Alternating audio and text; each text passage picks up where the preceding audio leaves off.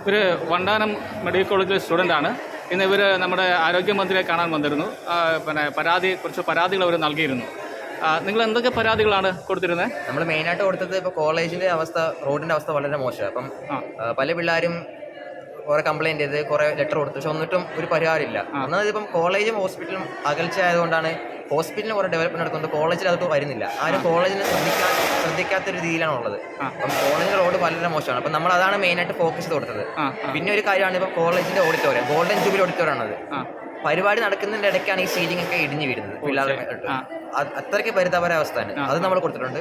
അപ്പോൾ അതും എല്ലാവരുടെയും ഭാഗത്തു നിന്ന് അതിനുള്ള നല്ല മറുപടിയാണ് ലഭിച്ചിട്ടുള്ളത്. അപ്പം നമ്മളത് വിശ്വസിച്ചാണ് മുന്നോട്ട് പോകുന്നത്. പിന്നെ നമുക്ക് സ്പോർട്സിനാണ് സ്പോർട്സ് സെക്രട്ടറി ഉണ്ട് നമ്മുടെ. മെയിനായിട്ട് പറഞ്ഞാൽ സ്പോർട്സിൽ നല്ല ഫെസിലിറ്റീസ് ഇനിയും ഇമ്പ്രൂവ് ചെയ്യാനുള്ള കാര്യങ്ങളൊക്കെ പ്രപ്പോസ് ചെയ്തു. അപ്പോൾ അതൊക്കെ ഇനി നല്ല രീതിക്ക് ചെയ്യാമെന്നാണ് MLA ആയാലും MP ആയാലും മന്ത്രി ആയാലും ഉറപ്പ് തന്നിട്ടുണ്ട്. ഓക്കെ ശരി.